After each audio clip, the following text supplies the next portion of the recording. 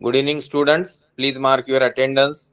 Today we will be taking lecture 3 and it will be about science 2, first topic, second topic. So we have Mansi madam who has got experience of teaching at least 25 to 30 years. Mansi Patil madam आज आपको सिखाएंगी।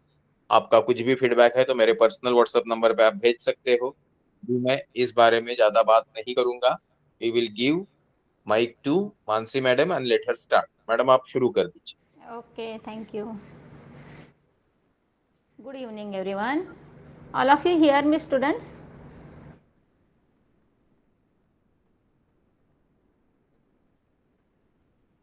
Hello. Okay. Yes. Very good. I will start my lecture.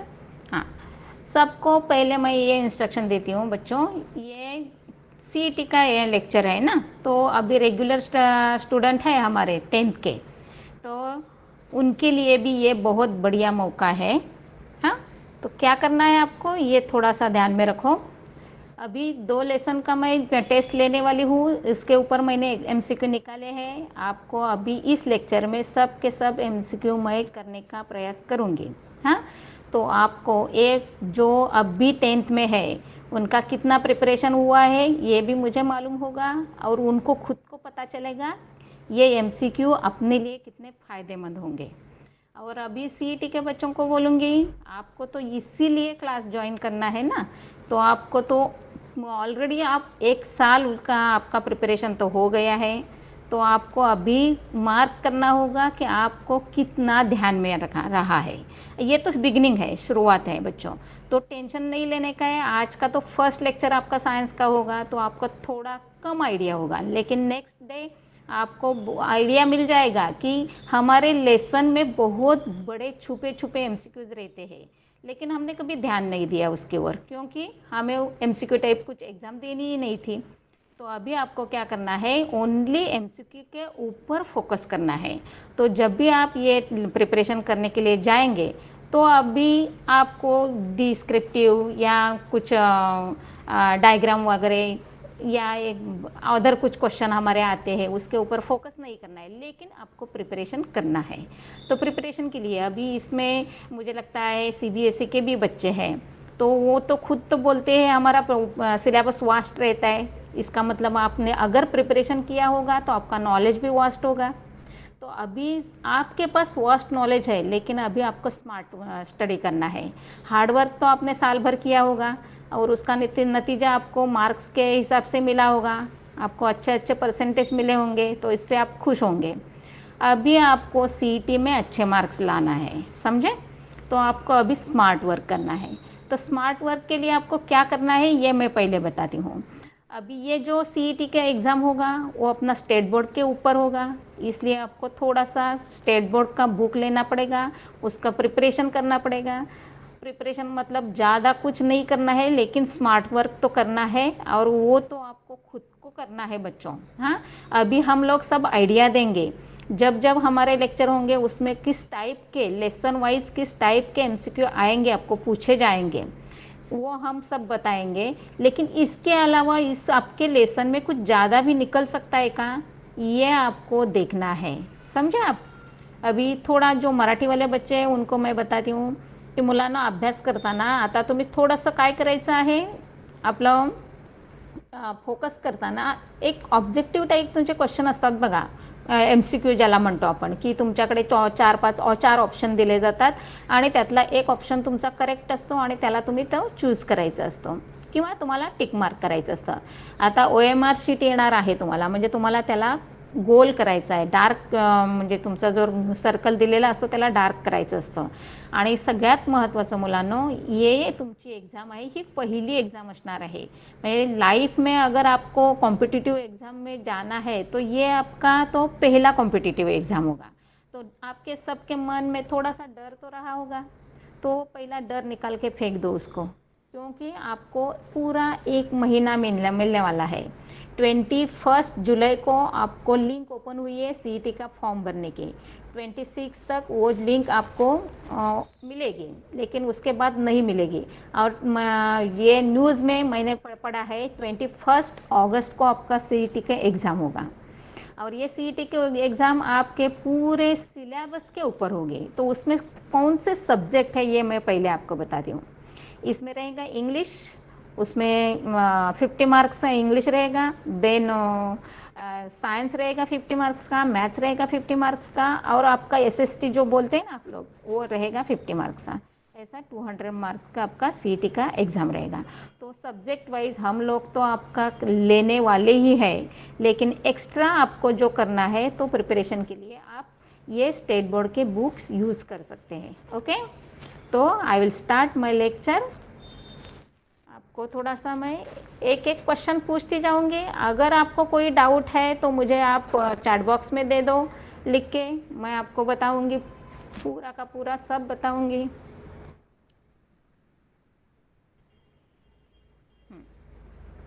आज तुमचं मुलांनो एक असणार आहे की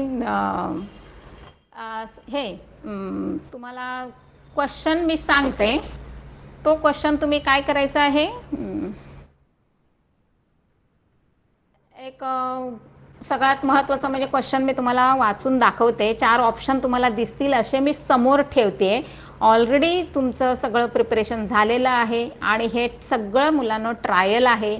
याच्यामध्ये जर का नाही आलं तर तुम्हाला स्वतःला समजेल की आपल्याला खूप मेहनत करायची गरज आहे आणि तुमच्याकडे कंप्लीट 1 महिना आहे मुलांनो। तर आता आपलं हे बघा, लेसन काय आहे तुमचं, 11th सीईटी ऑगस्ट 2021, सब्जेक्ट आहे सायन्स 2 आणि त्यातला आपला स्टेट बोर्डचा पहिला लेसन आहे हेरिडिटी आणि इव्होल्यूशन। आता एक जर असं लक्षात घ्या मुलांनो की तुम्हाला जे काही मी सांगते ना, आता हे सायन्स 2 आहे, हे थेरॉटिकल पार्ट आहे, त्यामुळे मला आता इथे काही बोर्ड वगैरे यूज करायची गरज लागणार नाही आहे। तर मी MCQ तुमचे एक साधारण 2 लेसनवर मी काढलेत आणि त्याच्यावर मी तुम्हाला ऑप्शन पण समोर स्क्रीनवर दिलेत।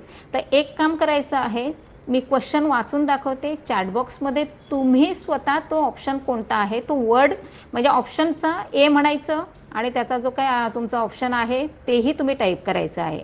Mansi madam, A this B is C, Santosh Takle. Hello. हां हॅलो. हॅलो, बोला बोला।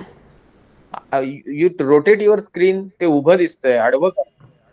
हां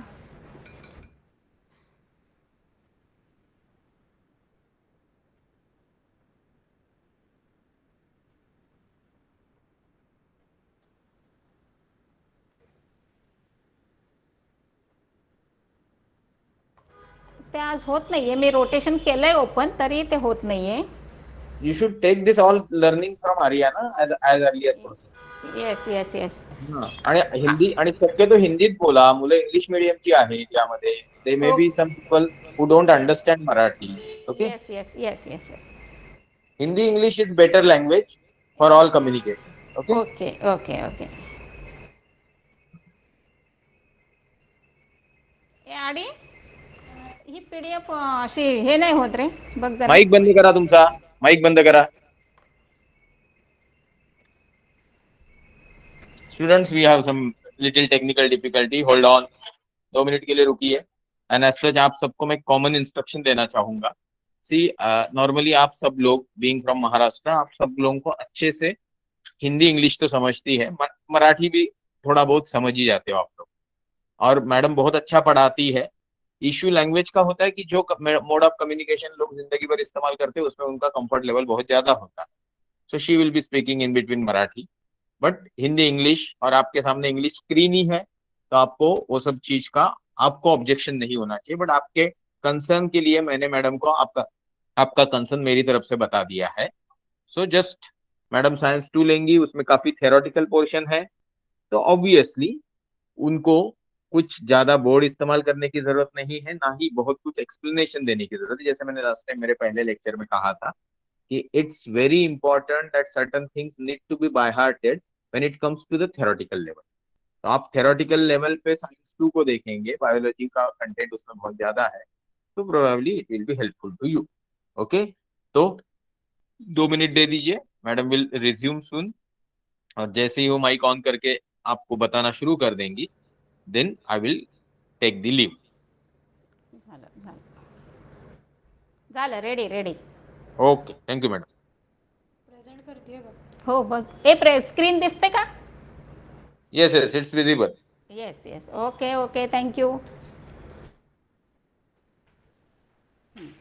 हाँ, तो बच्चों अभी स्टार्ट करूँगी। अभी आपको पूरे का पूरा स्क्रीन भी दिखता होगा, क्वेश्चन भी दिखता होगा, नो प्रॉब्लम। हाँ, ओके, सॉरी फॉर इनकन्वीनिएशन।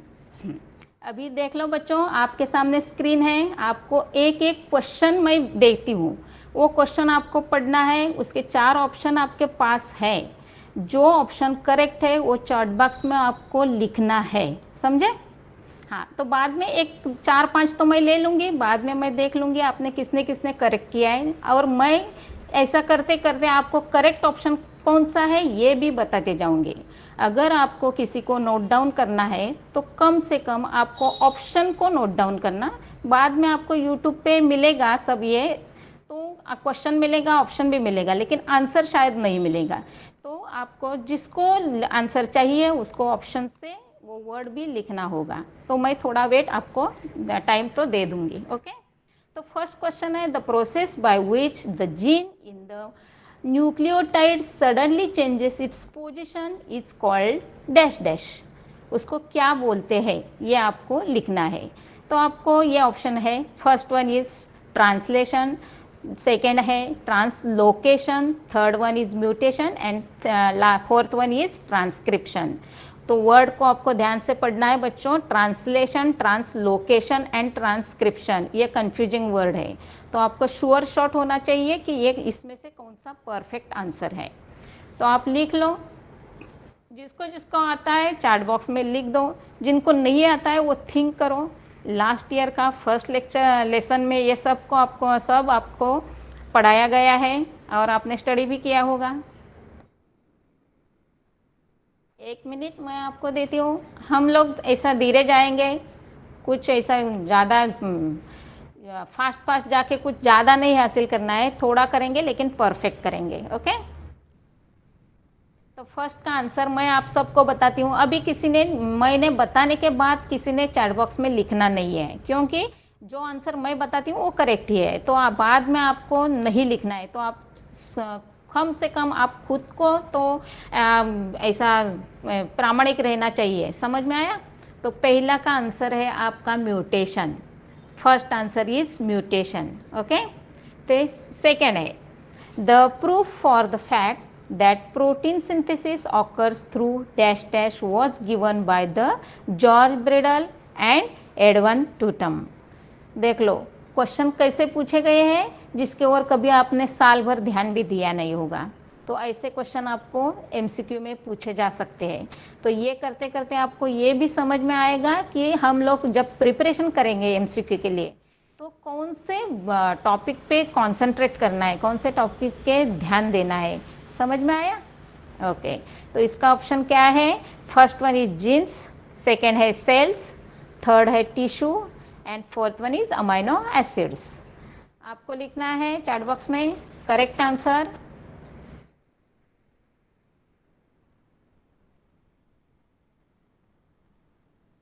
ऑनेस्टली करना है बच्चों, एक का देख के दूसरे ने नहीं करना है। आपको खुद को आप आज तय कर लो कि हम इसमें आज के जितने भी MCQ है उसमें से हमने कितने करेक्ट आंसर दिए हैं। ओके, तो फर्स्ट का आंसर आपका सबका हुआ होगा, मैं उसका करेक्ट आंसर बताती हूँ। उसका आंसर है जीन्स। जिनको लिख के लेना है वो ऑप्शन, क्वेश्चन का नंबर डालो, ऑप्शन का नंबर डालो और आंसर लिख दो। ओके, हाँ, अभी थर्ड है question number 3, transfer to information from molecule of DNA to mRNA is called dash dash process. Transfer of information from molecule DNA to mRNA is called as dash dash. Answer is translocation, translation, transcription and mutation.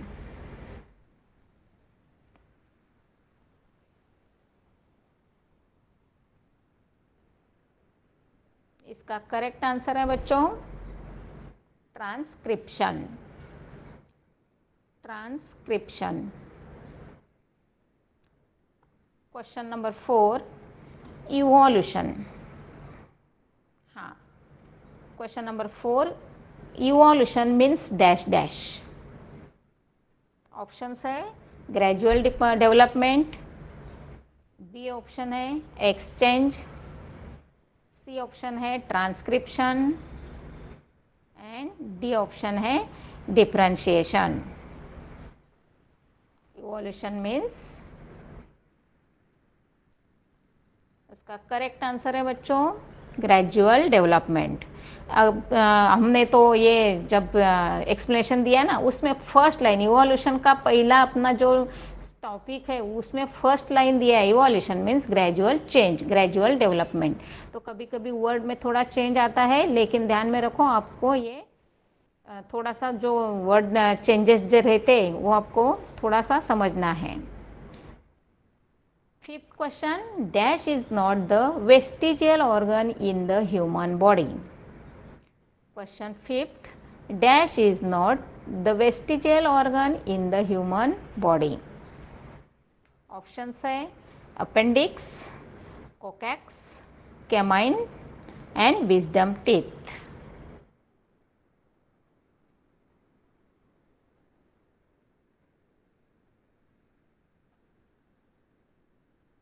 लिख के हो गया?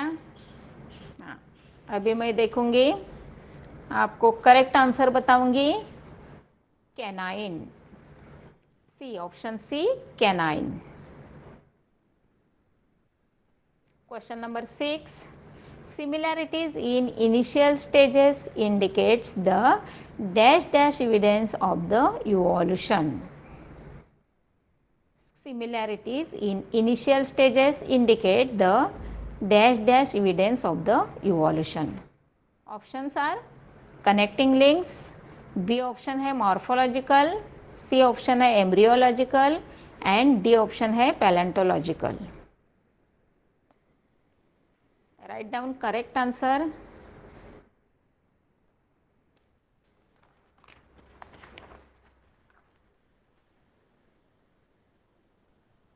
Correct answer है embryological.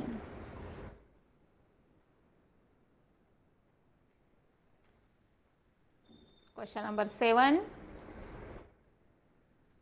The causality behind sudden changes was understood due to dash dash principle, Hugo de Verins.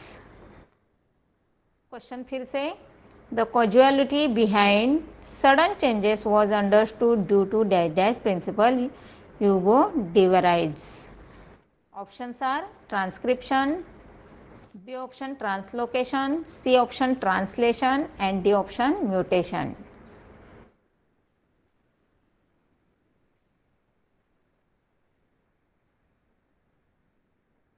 आपको आंसर लिखना है बच्चों,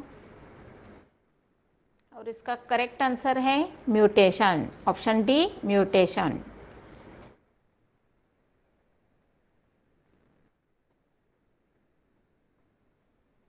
आगे जाएंगे, question number 8, the dash man evolve about 100,000 years ago।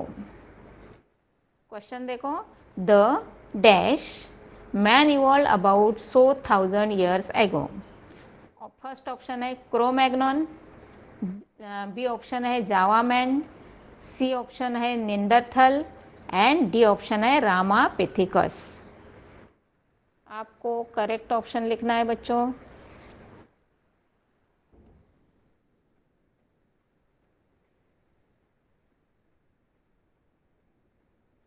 और इसका करेक्ट आंसर है option A Cro-Magnon, option A Cro-Magnon. Question number 9,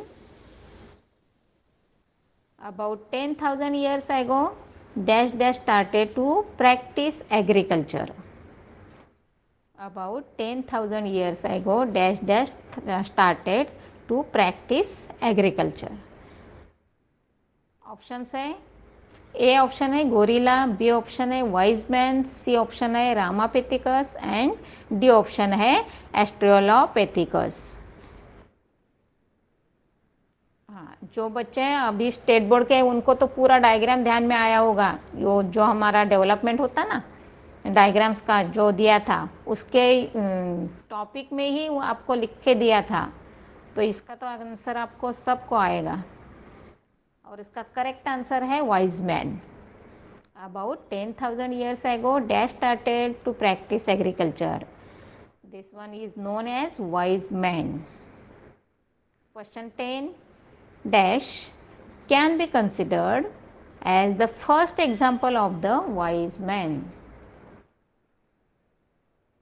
Option Australopithecus, B option है रामापिथिकस, सी ऑप्शन है क्रोमैग्नॉन एंड डी ऑप्शन है नियांदरथल मैन.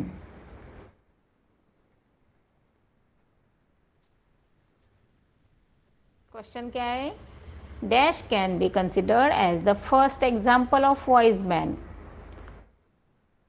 एक बार पढ़ के नहीं समझ में आया तो दो दो बार क्वेश्चन पढ़ो, बाद में आपको ऑप्शन चूज करना है बच्चों, क्योंकि अभी एक लेसन वाइज हम लोग लेते हैं तो बहुत सारे लेसन के अंदर के सब क्वेश्चन आते हैं, लेकिन आप जब एग्जाम में जाओगे तो आपका एकदम क्लियर होगा. तो उसका करेक्ट आंसर है Neanderthal man. Last option D, Neanderthal man.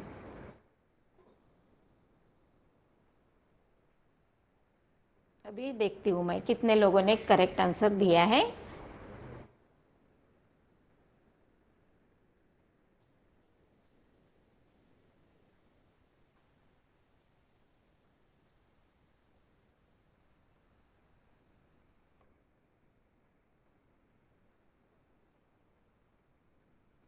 बच्चों मैंने आपको बोला था ये डी डी करके बोलेंगे, इतना शॉर्टकट नहीं करना है. आप हमारे पास बहुत टाइम है, आप मुझे तो हाँ अभी मैं आगे से मैं आपको थोड़ा टाइम दूंगी. टाइप करने में कोई अगर आपको कुछ प्रॉब्लम है, ज़्यादा फास्ट हो रहा है तो मैं थोड़ा स्लो जाऊंगी. हाँ, तो सब ने डी डी करके लिखा है. ऑप्शन के साथ वर्ड भी मोस्ट इम्पॉर्टेंट है. आज हम ट्रायल कर रहे हैं बच्चों, कुछ ऐसा ज़्यादा नहीं है, कुछ आपके ऊपर ऐसा कुछ घाई गड़बड़ में कुछ जाना करना नहीं है आपको. ओके, ठीक है, ट्राई तो किया है. अभी खुद को आपको तो पता चलेगा हमारा कितना आंसर करेक्ट आ रहा है. ओके,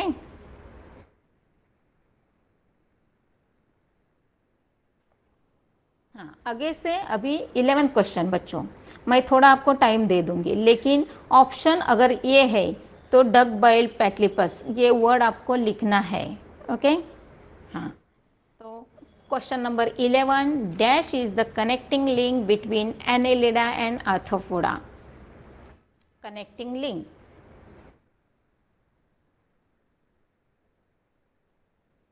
ऑप्शन है duck bill platypus, B option है पेरीप्लेटिपस, सी ऑप्शन है लंग फिश, डी ऑप्शन है वेल. थोड़ा टाइम ले लो बच्चों, लेकिन आपको लिखना है और किसी का देख के मत करो, ऊपर का मैसेज देख के बाद में मत करो. अभी उसका करेक्ट आंसर मैं बताती हूँ, peripatus. Connecting link between Annelida and arthropoda. कौन दिखाता है? दोनों जो क्लास के कैरेक्टर्स है ते एक में ही मिलते हैं, वो है पेरीपेटस. अभी स्टडी किया होगा आपने तो आपको पूरा जो पेज पे डायग्राम दिया था ना वो सब ध्यान में आता होगा. Question number 12, which type of cell shows mitotic cell division. अभी हम लोग आ गए सेल डिवीजन में. तो सेल डिवीजन एक बड़ा टॉपिक था, उसके ऊपर हमने पूरा एक लेक्चर लिया था बच्चों, और उसमें से आपको अभी पूरा ये उनका जो 4 टाइप है ना उसके 4 बड़े बड़े डायग्राम्स दिखाए थे, और उसके अंदर क्या क्या चेंजेस होते थे वो भी हमने पढ़ाते समय आपको दिया था सब. तो अभी आपको करेक्ट आंसर परफेक्टली आएगा. देखो 12, क्वेश्चन नंबर 12 है, which type of the cell is show mitotic cell division. Options are A. Somatic cell, B. Germinal cell, C. Somatic and germinal, and last one is none of the above.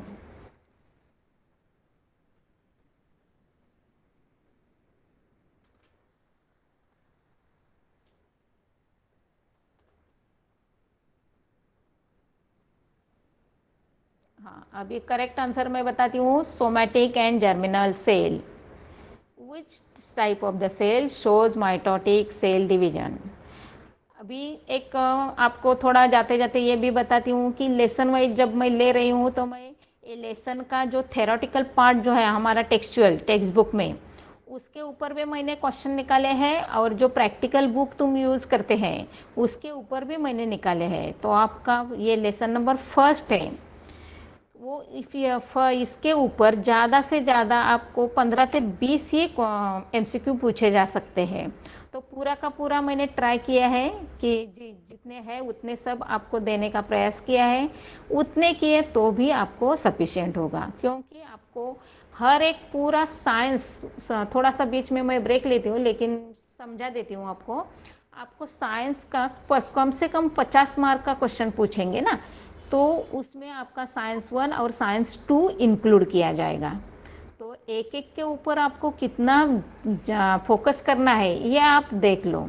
जितना हो सके उतना MCQ निकालना है और खाली MCQ का preparation करना है।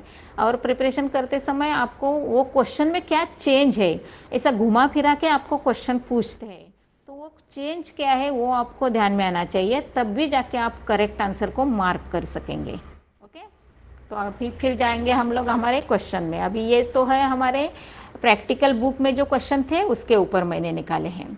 तो ये क्वेश्चन है, question number 13, which phase of the cell division is previously called resting phase. Question फिर से एक बार बताती हूँ आपको, which phase of the cell division is previously called resting phase. Options are A interphase, B metaphase, C anaphase and D telophase। Option आपको लिखना है बच्चों।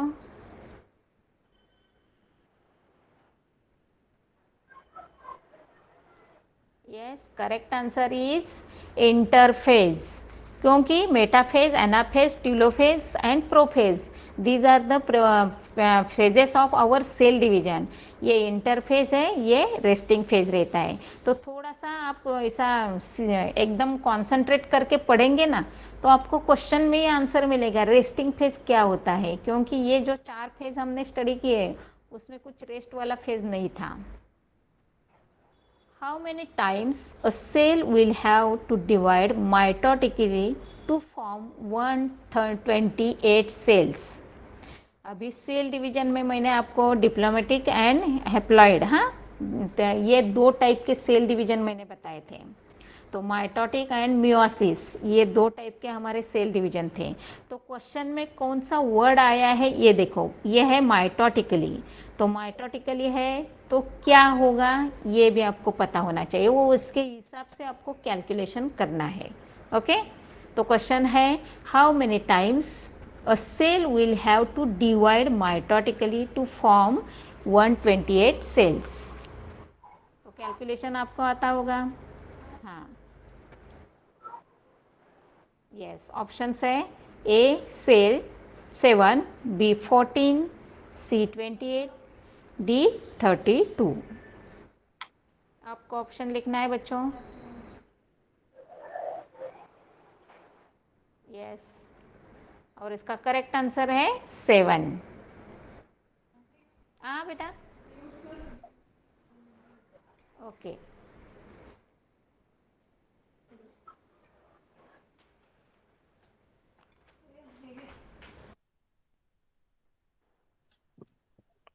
Hello. Just hold on. Teacher will join soon.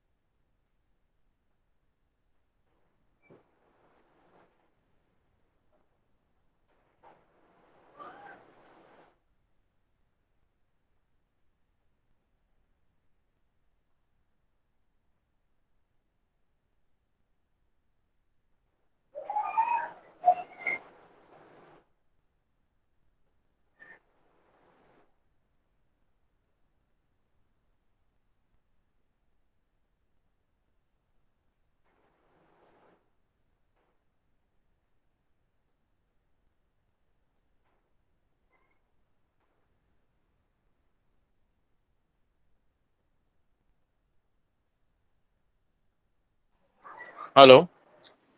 Just put in chat box whether I'm audible. Teacher will join soon. And everybody is supposed to keep their mic off. Prashant Patil, keep your mic off. Mansi Patil, madam, please keep your mic off. Okay. Don't keep your mic on unless until I inform you accordingly. And students are not supposed to keep their mic on at all. Okay.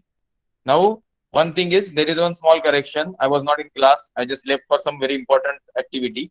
What madam is telling about marks, by chance, it is slip of tongue, and she said that it's a 50 mark. But when you all know that the marking system of CET for this particular current era, 11th standard, its current year is basically 100 marks. So you have allotment of 4 subjects, English, SST together, maths together, which includes maths 1, maths 2, and science together, that is science 1, science 2. SST is obviously history, geography and polity. तो ये सबका distribution 25 plus 25 plus 25 plus 25 मतलब 25 plus 25 plus 25 plus 25. So when we talk about science 2 also, so science 2 is a part of science in which science 1 is also included and together it will be 25. So ये जो madam से गलती से आपको information दिया गया कि भाई 50-50, तो वो स्लिप ऑफ टंग था. Now madam will continue. अगर आपको कुछ समझे नहीं तो भी आप चैट बॉक्स में लिख सकते हो and madam will not only just give you the options, ये सवाल है और डी ऑप्शन है, ऐसे नहीं करेंगी. बिकॉज ऑफ द लैंग्वेज, मतलब उनको मराठी में सिखाने की आदत है और हिंदी और इंग्लिश की नॉर्मली मराठी मीडियम वाले प्रैक्टिस ही नहीं करते. तो उसकी वजह से she is not giving you explanation. नहीं तो she is very good in giving explanation. जैसे कि सपोज कोई उन्होंने सवाल दिया और 4 ऑप्शन है, तो सही ऑप्शन सही क्यों है और गलत ऑप्शन यहाँ पे गलत क्यों है, इसका एक्सप्लेनेशन भी वो आगे से देंगी. ओके. और सिर्फ लैंग्वेज का जो थोड़ा बैरियर है उसको आप एडजस्ट कर. Madam please continue. Thank you so much. Okay okay.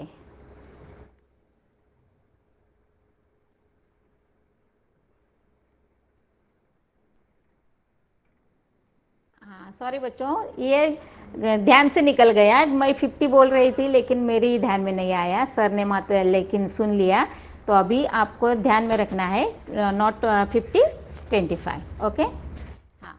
और अभी आपको क्या करना है, ये आपको अगर एक्सप्लेनेशन चाहिए तो मैं एक्सप्लेनेशन दे सकती हूँ, क्योंकि आपको ये इसमें खाली ये मैं शुरू में ही आपको स्टार्टिंग में ही बताया था. ये आपका साइंस 2 है, उसमें खाली आपको समझना है कि इसमें कौन सा ऑप्शन चूज करना है. इसमें कोई ऐसा सॉल्विंग नहीं है, कुछ ऐसा एक्सप्लेनेशन की ज़रूरत नहीं है, इसलिए मैंने आपको एक्सप्लेनेशन नहीं दिया है. ओके. लेकिन अगर आपको कुछ प्रॉब्लम है कि मैम इसका आंसर ये कैसे आया, क्यों है, आप बताना थोड़ा, तो मैं सच में आपको ये सब बताऊंगी. ओके. और ये हमारा जो लेक्चर रहता है इसमें अगर आपको कुछ समझ में नहीं आया, लैंग्वेज का प्रॉब्लम रहे या सब्जेक्ट का रहे, कुछ आपको डाउट है तो चैट बॉक्स में आप लिख के दे दो, क्योंकि मैं ईच एंड एवरी डाउट आपका सॉल्व कर सकती हूँ, लेकिन थोड़ा टाइम लगता है मुझे. ओके. ठीक है. In which phase of the mitosis daughter appears like bunch of banana. तो पढ़ाते समय हमने आपको डॉटर सेल और सिस्टर सेल ऐसे पढ़ाया था, और माइटोसिस और मियासिस में बहुत सारे ऐसे पॉइंट्स क्लियर किए थे. तो अभी हम क्वेश्चन में क्या वर्ड आया है, माइटोसिस, तो आप अलग ही उसके साथ में जुड़ा रहता है डॉटर सेल. और डॉटर सेल अपीयर्स लगते हैं तो ये राउंड शेप में हमारा जो स्ट्रक्चर देखते हैं हम माइक्रोस्कोप में, तो उसमें अंदर वाला जो स्ट्रक्चर है वो बनाना का जो घड़ रहता है उसके लाइक स्ट्रक्चर रहता है. तो कौन सा फेज रहता है ये आपको पूछा है. तो ऑप्शंस है prophase, metaphase, anaphase and telophase. तो आपको एक ऑप्शन चूज करना है बच्चों, तो कर लो choose.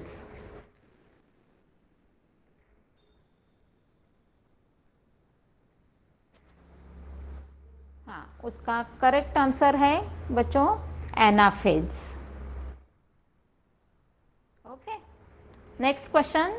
How many cells can be formed if cell divides 6 times by mitosis? अभी एक पहला क्वेश्चन आपको क्या पूछा था कि सेल 128 सेल तैयार होने के लिए सेल को कितने टाइम डिवाइड होना पड़ेगा. और अभी क्वेश्चन में क्या पूछा है देखो, how many cells can be form, मतलब इसका मतलब है कितने सेल बन सकते हैं अगर cell 6 time mitosis cell divide हो गया. तो अगर आपको कैलकुलेशन मालूम है तो हैप्लॉइड एंड डिप्लॉइड का, हैप्लॉइड दैट मीन्स हाफ हो सकते हैं डिवाइड के टाइम, और डिप्लॉइड मतलब डबल हो सकते हैं। तो हैप्लॉइड कब होते हैं? माइटोसिस में, मियोसिस में होते हैं, और डिप्लॉइड कब होते हैं? माइटोसिस में। तो आपको क्वेश्चन किसके ऊपर पूछा है ये आपको ध्यान में रखना है, और इसके हिसाब से आपको आंसर फाइंड आउट करना है। तो पहला आंसर है आपको, ऑप्शन है A32, B44, C64 and D 72। Correct answer आपको फाइंड करना है, मार्क करो। और आपका इसका करेक्ट आंसर है 64। कितने सेल बनेंगे? 64। Question number 17, which phase can be called a phase of reverse और प्रोफेज? देखो question, which phase can be called the phase of reverse of prophase? बराबर पहला वाला जो हमारा फेज है सेल डिवीजन का, प्रोफेज, उसके कंप्लीट अपोजिट फेज कौन सा है? ऑप्शंस है साइटोकाइनेसिस, बी है मेटाफेज, सी है एनाफेज एंड डी है टीलोफेज। आंसर चूज कर लो।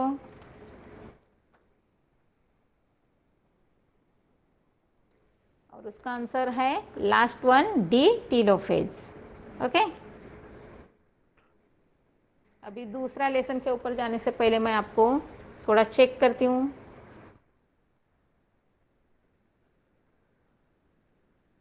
Last one is okay. Any doubt students?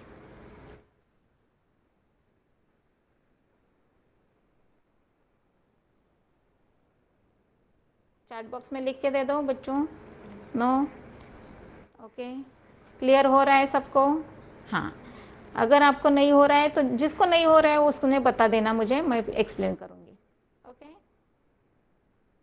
हाँ, ये आपका क्वेश्चन है ना, ये पीडीएफ के बारे में मैं सर से बात करूँगी, मैम से बात करूँगी, और उनको वो आपको सब बताएंगे।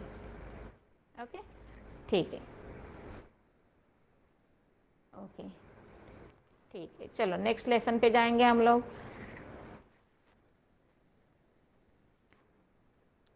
ये साइंस 2 बच्चों बहुत इजी वाला है, उसमें वैसा तो आपको कुछ प्रॉब्लम नहीं आएगा, लेकिन अगर किसी को नहीं समझता है तो थोड़ा सा मुझे बता दो। Lesson number 2, life process in living organism, part 1। Question 1, the process of glycolysis occurs in. ये क्वेश्चन अपना क्रेब साइकिल जो हमने पढ़ाया था उसके ऊपर से है। तो ग्लाइकोलिसिस बोलेंगे तो पूरा स्ट्रक्चर क्रेब साइकिल का आपके सामने आएगा। तो ग्लाइकोलिसिस का आंसर क्या होगा, कहाँ तैयार होता है, ये आपको पता चलेगा। ऑप्शन है साइटोप्लाज्म, बी ऑप्शन है माइटोकॉन्ड्रिया, सी ऑप्शन है न्यूक्लियस, डी ऑप्शन है सेल मेम्ब्रेन।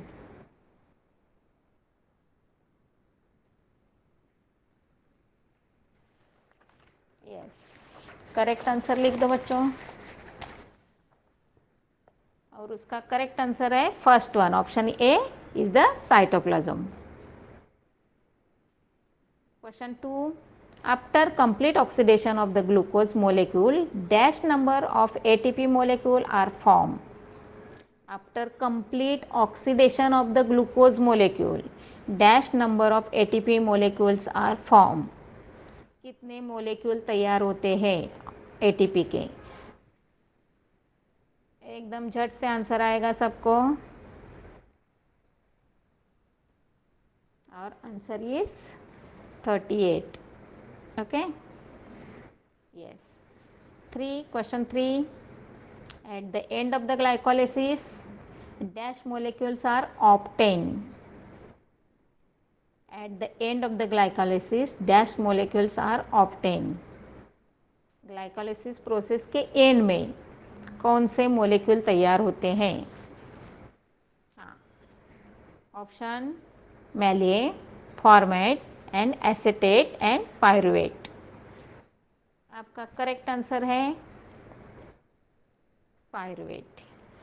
हम लोग सीखते हैं ना पायरुविक एसिड, पीए करके पूरा साल भर हमने पढ़ा है पायरुविक एसिड, तो उसका आंसर है pyruvate. Question 4, ATP is called dash of the cell. ATP is called dash of the cell. Option है energy currency, combustion fuel, storage of the glucose and protein. उसका करेक्ट आंसर है बच्चों ATP. हम energy currency सिखाए, diagram के ऊपर बहुत सारा एक्सप्लेनेशन आपको दिया था। तो एटीपी मतलब क्या है? Energy currency. Question number 5, NAD and FAD. NAD and FAD are dash that helps the cellular respiration. अभी माइटोकॉन्ड्रिया स्ट्रक्चर आपके सामने आया होगा, तो NADH2 और FADH2 ये तो दोनों मोलिक्यूल्स आपको तो मालूम है कैसे तैयार होते हैं। तो ये क्या है, उनको क्या बोलते हैं? First one is enzyme, second one is hormones, third one is को enzymes and D is the organic acid. NAD and FAD are dash that helps in cellular respiration. और इसका करेक्ट आंसर है कोएंजाइम्स। कंप्लीट हमने हमारी जो Krebs cycle है उसमें coenzymes करके एक वर्ड था। Okay, question number 6, for formation of plasma membrane dash molecules are necessary. For formation of plasma membrane dash molecules are necessary. किनकी ज़रूरत लगती है? ऑप्शंस है फैटी एसिड्स, बी है फॉस्फोलिपिड, सी है प्रोटीन, डी है carbohydrates. First one is fatty acids, B है phospholipid, three है प्रोटीन्स एंड डी है carbohydrates. Correct answer is option B, phospholipids. For formation of plasma membrane, phospholipids molecules are necessary. Question number 7, all the chromosomes are arranged parallel to equatorial plane cell dash phase of the mitosis. All chromosomes are arranged in parallel to the equatorial. आपके सामने वो चार जो diagram है उसमें से एक diagram सामने आई होगी, क्यों? वो इक्वेटोरियल पोजिशन में हँग होताना दाखवलेले होते तुम्हाला। All chromosomes are arrange parallel to the equatorial plane cell in dash phase of the mitosis. Options है प्रोफेज, बी ऑप्शन है मेटाफेज, सी ऑप्शन है एनाफेज एंड डी ऑप्शन है टीलोफेज। तो उसका करेक्ट आंसर है आपको फेज, ऑप्शन बी मेटाफेज। उसका correct answer है बच्चों option B metaphase. Question number 8, our muscle cells perform dash type of the respiration during exercise. Our muscle cell performs dash type of the respiration during exercise. Options are aerobic, anaerobic, cellular and all of the above.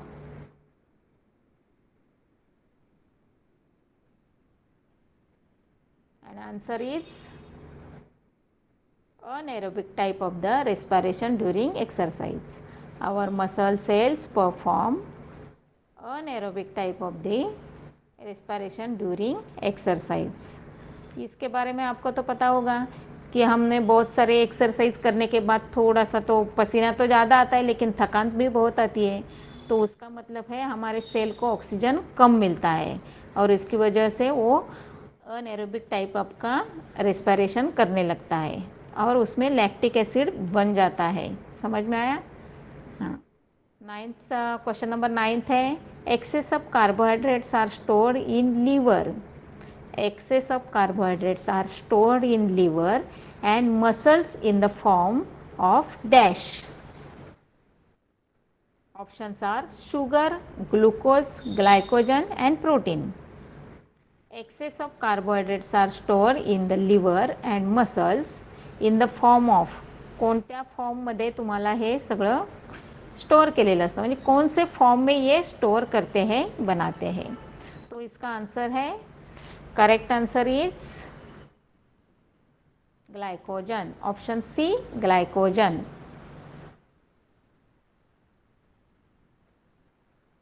Question number 10. Chemically, vitamin B2 is dash dash. Chemically, vitamin B2 is dash dash.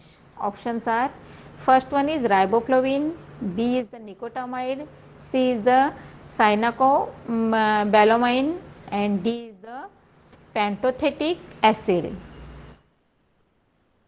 Chemically vitamin B2 is, कौन सा option है? Option A is the correct option, riboflavin. Chemically vitamin B2, option A is the correct answer, riboflavin. Then question number 11. Somatic and stem cells undergoes dash division. Somatic, मैं जो पढ़ाते समय हम लोग तो आपको बताते हैं अपना ग्रोथ जो होती है उसके लिए जो सेल्स लगते हैं उसको बोलते हैं हम सोमैटिक एंड स्टेम सेल्स.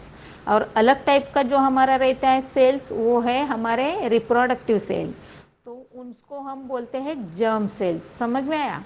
तो जो हमारे ये सोमैटिक और स्टेम सेल्स है वो कौन से डिवीजन का पार्ट है, तो वो डिवीजन कौन कौन के हैं ये आपको दिए हैं. देखो, first one is meiosis, second option है माइटोसिस, सी ऑप्शन है बडिंग, एंड डी ऑप्शन है क्लोनिंग. तो आपको ये तो पता होना चाहिए कि मियोसिस एंड माइटोसिस के अंदर ही ये आपको आंसर मिलने वाला है. तो ऑप्शन करेक्ट ऑप्शन लिख दो बच्चों, somatic and stem cells undergoes dash division. और उसका करेक्ट आंसर है mitosis, option B, mitosis.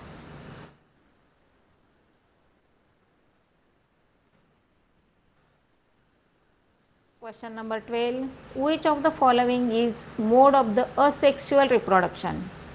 Which of the following is mode of the asexual reproduction? Option A cloning, B is the budding, C is the pollination, and D is the germination.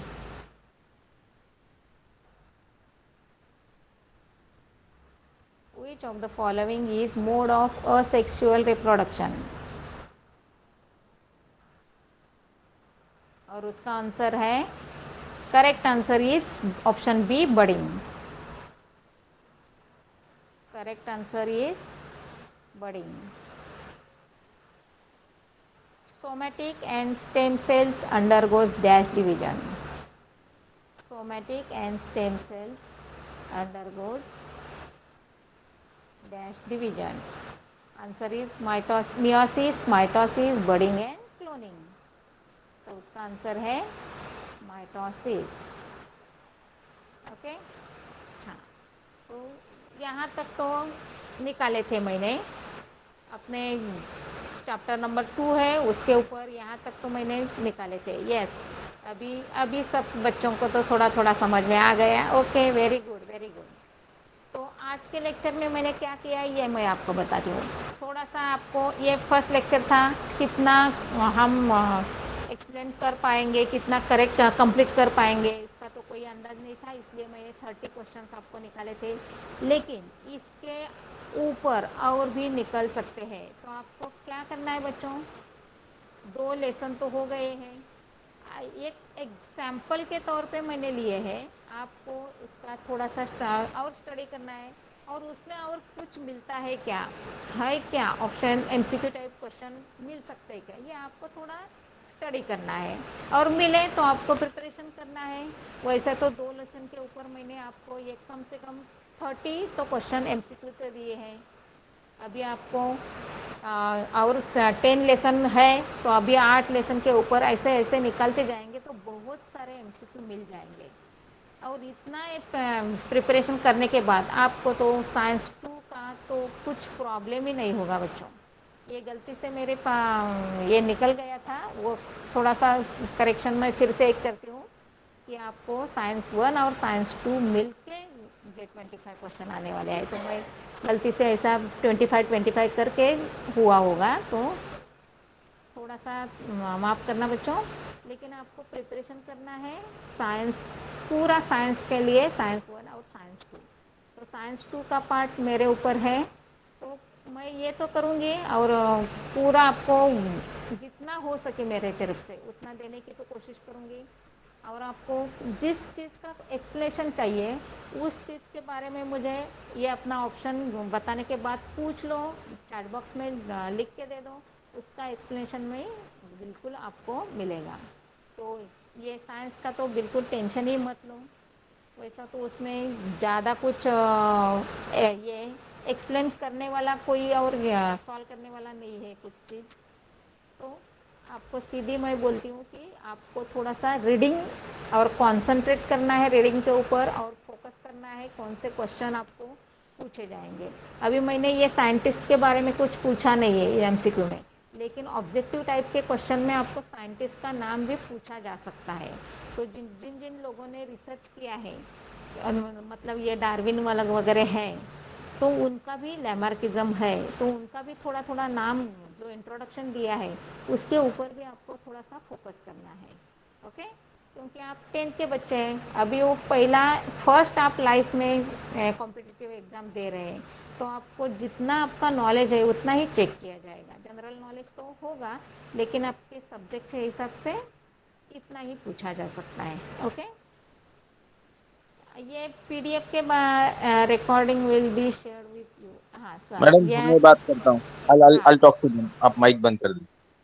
वैसे आपके mic में आज बहुत ज्यादा disturbance था, ऊपर नीचे आवाज कंटिन्यूअसली आ रही है। जरा एक बार चेक कर लीजिए कि इस तरीके का आवाज वेरिएशन जिन बच्चों का नेटवर्क वीक है ना, उनको बहुत तकलीफ देता ओके है। ओके। तो I will talk to students. Students, आपके कुछ डाउट्स मुझे अच्छे नहीं लगते। एक बार अगर कोई पूछेगा कि सर पीडीएफ मिलेगा क्या, तो सर जवाब दे दिया सपोज कि भाई पीडीएफ की जरूरत नहीं है, ये यूट्यूब वीडियो है, ये YouTube video immediately link share की जाएगी, आप रोक रोक के उसको देख सकते हो।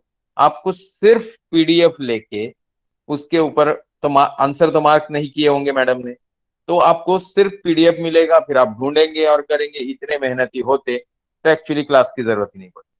क्योंकि मैं पहले लेक्चर में भी बोल चुका हूँ, एमसीक्यू टाइप के क्वेश्चंस का जवाब लिखना बहुत आसान होता है अगर आप बहुत थरह हो, या फिर आप थरह होने के साथ parallelly you have that capability to make कि गलत कौन सा है और सही होने का चांसेस कौन से ऑप्शन का ज्यादा है। ये दोनों कैपेबिलिटी के लिए कहीं ना कहीं आपका एक डेडिकेटेड एफर्ट्स होना चाहिए, जो अगर आपके पास है तो आपको सिर्फ माल मसाला इकट्ठा करने की जरूरत नहीं। यहाँ जो क्लास हो रही है उसमें जैसे पहले क्लास में आपने कंप्लीट थ्योरी पार्ट देखा, थोड़ा मिक्स ऑफ सम था। हम बात कर रहे थे साइंस 1 की स्पेस मिशन में।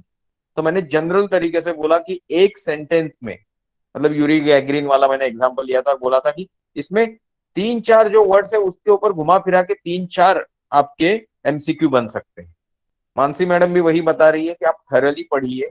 यहाँ एक एक वर्ड इतना जरूरी है कि उसका माइन्यूट चेंज या उसको थोड़ा आगे कुछ एक वर्ड जोड़ दिया या पीछे कुछ वर्ड जोड़ दिया, तो the complete meaning changes and the probably your option correct option changes. अब ये सारी चीज समझने के लिए सिर्फ पीडीएफ इकट्ठा करने से कुछ नहीं होगा। आपकी जिद है तो हमको कोई प्रॉब्लम नहीं है, we will share that PDF. But PDF share करके जो फायदा होने वाला है उससे 10 गुना फायदा यूट्यूब के लिंक को यूज करके होने वाला। So make your opinion, we need some time, क्योंकि ये सारे पीडीएफ को एक अच्छी फाइल में बना के उसको कहीं पे अपलोड करके वहां से आपके साथ शेयर करने के लिए we may need some time and discussion with every individual teacher. क्यों? क्योंकि शुरुआत में ही हमने आपको बताया क्लास जो चलता है उसको कोऑर्डिनेट संतोष टकले और उनकी फैमिली करती है, बट पैसे टीचर्स के पास जाते हैं और पढ़ाते टीचर है, और टीचर को लगता है कि हम नहीं शेयर कर सकते, यूट्यूब वीडियो की रिकॉर्डिंग बच्चों को देखनी चाहिए तो वो देखना चाहिए। It's their rule. क्योंकि इतने कम पैसे में क्लास हो रहा है तो टीचर्स के हिसाब से हम चलेंगे, हम हर एक टीचर को वो ओपिनियन पूछेंगे। रही बात आप लोगों को, जब मैडम ने पूछा चैट बॉक्स में आपके कोई डाउट्स थे तो आप लिख दीजिए। It seems you do not have any doubt. ये थोड़ा ऑड लगता है पढ़ने वाले बच्चों के लिए। आप 100% प्रेजेंट ही लगाने में भी मतलब सक्षम नहीं है। 8 बजे की क्लास है, 7:55 को सबको ज्वाइन करना है। कितने बच्चे ऐसे हैं कि जिन्होंने 20 minute 25 minute late admit class में एंट्री की। तो आप ये सिंसियरिटी 1 महीने के लिए बनाए रखिए कि आप समय पे ज्वाइन करेंगे। इन सिंसियरिटी से आपके रिजल्ट पे इफेक्ट होगा।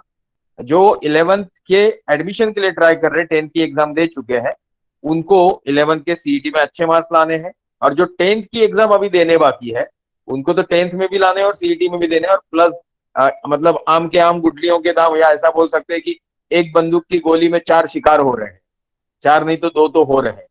तो आप थोड़ा सिंसियर हो जाइए और पर्सनली मेरे चैट बॉक्स में या मेरे मेरे व्हाट्सएप नंबर पे आप आपके सारे डाउट्स भेज सकते हैं। मैं आपको रिप्लाई करते रहूंगा जैसे मेरे पास समय होगा। ओके। सो आज मेरे ख्याल से मैं मानसी मैडम से पूछ लेता हूँ कि अगर वो प्रेजेंट है तो, कि क्या हम लोग यहाँ पे रुक रहे हैं। ओके ओके, ठीक है। ठीक है, हाँ तो ठीक है। स्टूडेंट्स, आज का क्लास यही खत्म होता है। अगले क्लास के लिए नए टीचर रहेंगे। कल मोस्टली राजीव सर ही लेने के चांसेस है, परसों शंकर सर ले सकते हैं, और प्रोबेबली नरसो वगैरह मंगलम सर लेंगे। सो यूअर क्लासेस विल कंटिन्यू, इसी टाइम में रहेंगे। जब ज्यादा लेना होगा तो 8 से 9 और 9 से 10 भी कंटिन्यू करेंगे। Okay, thank you so much, keep preparing and we will share maximum possible material with you. Don't get panic about that. Okay, thank you so much. Have a good night. Chalo, bye bye. Okay, thank you so much, please leave the class. और आज आपको अगर कुछ inconvenience हुआ होगा तो उसके लिए एक्सट्रीमली सॉरी, क्योंकि कभी कभी लैंग्वेज इशू होता है। And really speaking we have to appreciate and understand this issue, क्योंकि हम भारत देश में रहते हैं जहाँ पे बहुत सारी डाइवर्सिटी है। सो बच्चे company, please leave the class. चलो चलो, अनुष्का जी, संजना, निधीश, प्रिशा, स्नेहा। अच्छा, जेम से जी, आपका इंग्लिश का क्लास का क्वेरी बहुत बढ़िया है। रियली स्पीकिंग इंग्लिश क्लास के बारे में आप सुन रहे हैं मेरे ख्याल से। Just put in chat box, आपको आवाज आ रही है क्या? जेम से जी, please put in chat box whether, या वेरी गुड। सी, आपका सवाल बहुत बढ़िया है कि इंग्लिश क्लास कब होगी, but we consider English as the least important subject when CET is concern.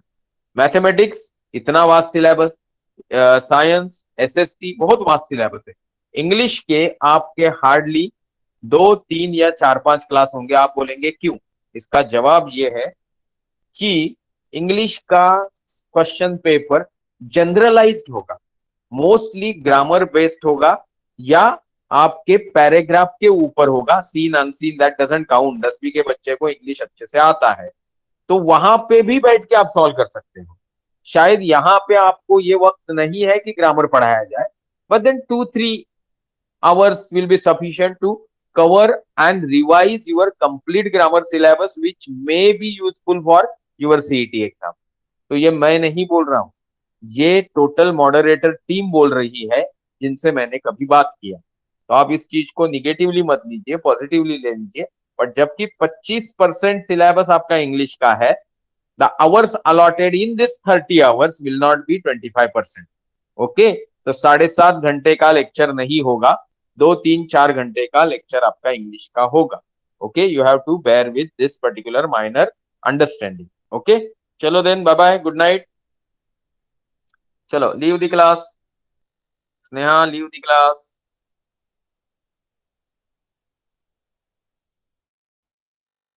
GeM खेळत बसली बोल।